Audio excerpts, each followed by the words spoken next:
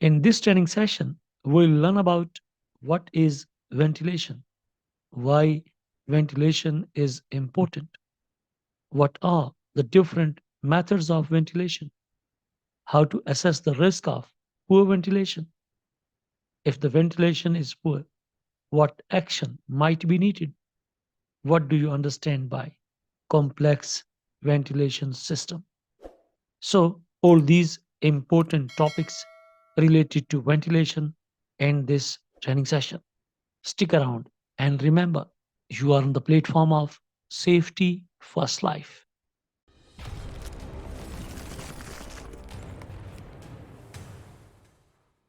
If you are first time on this channel, kindly subscribe it and press the bell icon for all future notifications. And if you find the video informative, then like, comment, and share it with your friends and colleagues. Employers must make sure there is adequate ventilation in enclosed areas of their workplaces.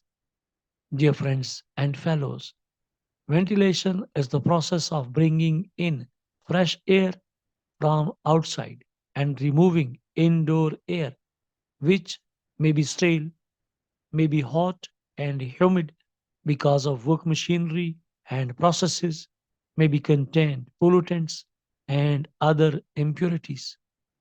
This training session will help you and your workers to assess your workplace to identify poorly ventilated areas, to decide on the actions you can take to improve ventilation in your workplace. The most important question is why ventilation is important.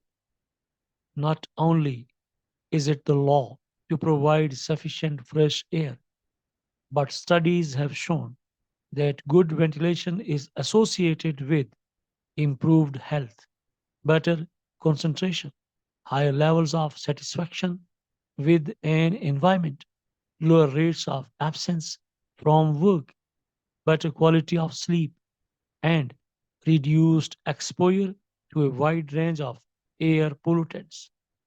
You can easily understand how and why it is directly linked with the health problems. It is directly linked with the working environment and the production rate. Let us learn now what are the different methods of ventilation. The method of ventilation will depend on the building, and you will need to decide which options work best for your workplace. Natural ventilation relies on doors, windows, and other openings such as trickle vents, air bricks, or grills to provide air. On the other hand, mechanical ventilation uses fans to move air into and out of rooms in small spaces and buildings. These may be in the room, but larger buildings may use a network of ducts and fans to blow clean air into rooms and or extract the stale air. Do you know? Many buildings have a mixture of natural and mechanical ventilation with either or both systems in different spaces. Let us understand now what the law says about ventilation. Under Regulation 6, remember, under Regulation 6 of the Workplace Health, Safety and Welfare Regulations, employers must ensure that every enclosed workplace is ventilated by a sufficient quantity of fresh or purified air. This is not your kindness. This is not your sympathy, but this is a legal requirement. And as an employer, as an employee, you need to comply with all the legal requirements. If you are intentionally or unintentionally ignore, neglect, or bypass legal requirements, it's a crime. Your next destination might be the imprisonment.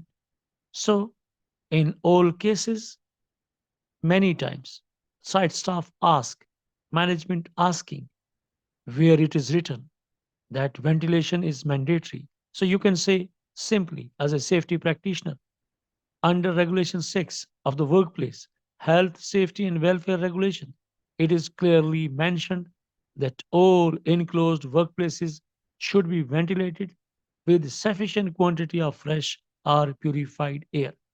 This is not behalf of a safety practitioner, but it is being supported by health and safety law and regulations.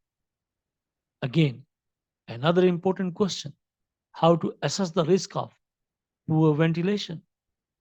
Dear friends and fellows, as part of your legal duty to provide sufficient fresh air, your workplace risk assessment should identify poorly ventilated work areas. What you need to do: you have to look for areas where there is no natural ventilation, open windows, doors, or vents, or mechanical ventilation, fans or ducts, bringing air in from outside. You need to identify areas that feel stuffy or smell bad. You need to consider using a CO2 monitor to identify poor ventilation. By using devices or by taking the guidance from health and safety regulations or codes of practices, you can identify the poorly ventilated areas in your workplace, in your project. It may help to list areas in your workplace or use floor plans to record how areas are ventilated.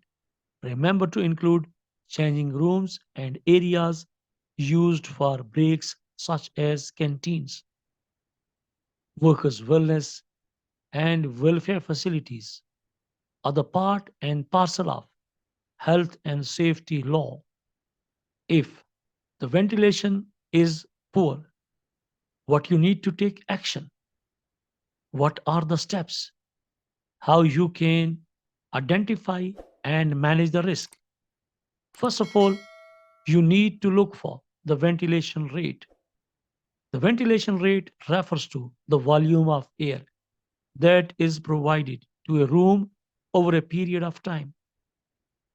What is necessary for adequate general ventilation will depend on several factors, such as the amount of floor space per occupant and the work activity. Health and safety regulations and approved codes of practices states that the fresh air supply rate should not normally fall below 5 to 8 liters per second per occupant. A value of 10 liters per second per person is recommended in some building guides as a suitable value for most commercial buildings. In some workplaces, like drafty workshops, it is obvious there is enough air. In other, more enclosed settings, it can be difficult to estimate the flow rate of air in a space, particularly for natural ventilation. But a useful way to do it when you think you may have a problem is by using CO2 monitors. These devices can help you identify the ventilation is suitable, adequate, or poorly maintained. Let us understand now what is the meaning of complex ventilation system. Dear friends and fellows, if your workplace has requires a complex ventilation system, for example, due to having multiple floors, you may need a ventilation engineer to provide expert advice on the burst system for your workplace. Let us understand now what is the role of desk or ceiling fans to maintain ventilation at our worksite or in our offices. You should not rely purely on desk or ceiling fans in poorly ventilated areas. They wouldn't improve fresh air. So, this should be in your mind. What about local exhaust ventilation, LEV? You may use local exhaust ventilation to control risks from workplace hazards such as dust or welding fumes. If a local exhaust ventilation system discharges the air outside, It will also improve general ventilation in the area. Here, what are the other means to identify the condition of ventilation on your work site? As a safety practitioner, as a site in charge, you need to talk with your workers. They are going through and they are well aware what is exactly happening on your work site. Talking with your workers will help you assess the risk and put in effective measures to improve ventilation. What questions need to be asked from the workers? How do we bring fresh air, ventilation into our workplace? Think about natural ventilation through windows, doors, and vents. You can open fully or partially. If we use mechanical ventilation, is it set correctly and do we maintain it? In the upcoming training session, we'll learn how to improve ventilation and how to maintain ventilation in our workplaces, those are enclosed. We'll also look for the good and bad ventilated work areas with examples. Ventilation in the workplace, part 1 is over. If you have any question, please ask in the comment section.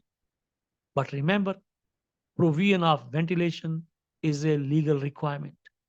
You cannot neglect, you cannot ignore, and you cannot make any shortcut because ventilation is linked with life, health, safety, and protection. Thanks for watching, and don't forget to like, comment, and share the video. Hope to see you soon with a new HSC tutorial. Until then, take care. Good luck and goodbye.